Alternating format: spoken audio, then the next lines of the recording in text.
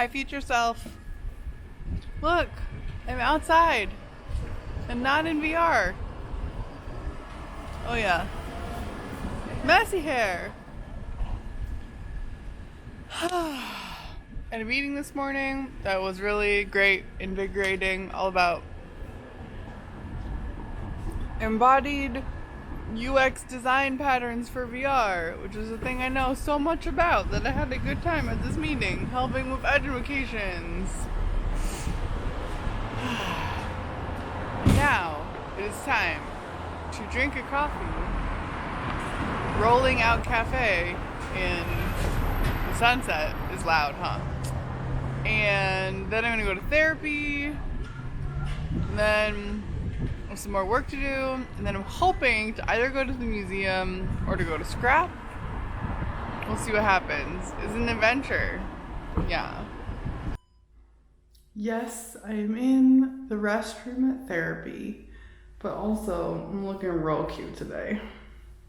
Look at this hairdo, this unnecessary scarf in the summer.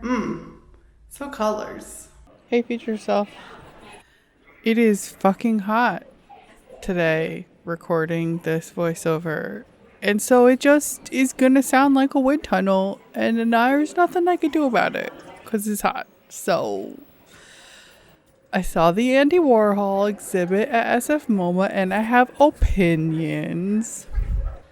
Mostly that I really, really didn't like his work before. I thought it was shallow and uninteresting and repetitive, and yeah, I wasn't a Warhol fan. And I definitely didn't walk out of this exhibit as a Warhol fan, but it's better. His work is better in mass quantity. Like in bulk, you see things that you just wouldn't ever see otherwise. You see progress you wouldn't have seen otherwise, and you see themes carried through, and you see craft and experimentation and play and all these things that in any individual piece of his I just didn't like. Now that I find really interesting because I think that's actually pretty similar to my work. I think that looking at any individual work is sort of not the thing. It's not the work. Because I'm a process-based artist, and I'm going to make this argument here that Andy Warhol is a process-based artist primarily because like his work came from factories, and I am very process about myself making stuff and working with Steve, but his process involved a lot of other people and was more easy to export to other humans than mine is. But despite that, I think that his work is more interesting in aggregate because of that process-basedness.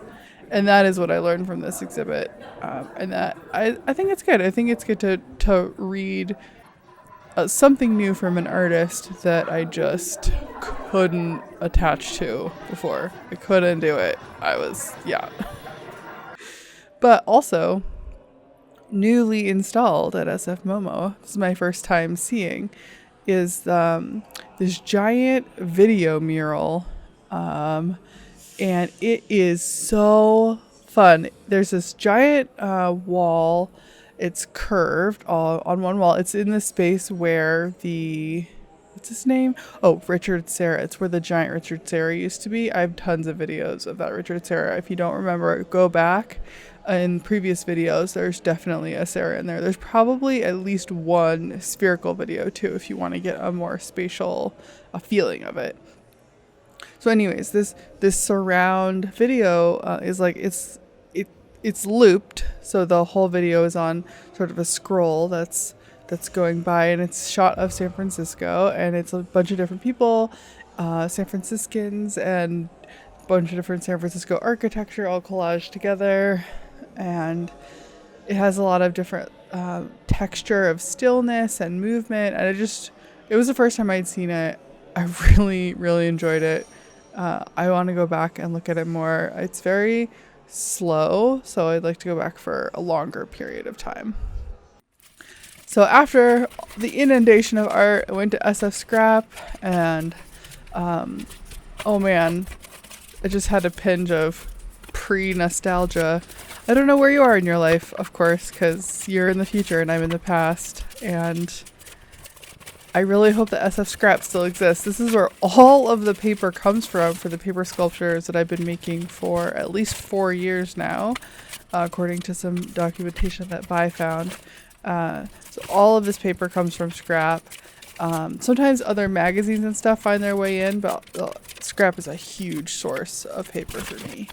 And so yeah, I spent a long time there just going through stuff and touching stuff and then putting stuff on my bike. So fucking proud of myself. I figured out how to carry all these binders and all this paper on my bike with just what I had with me, even though I forgot to bring all my cargo straps. So I used all the red vines, many red vines.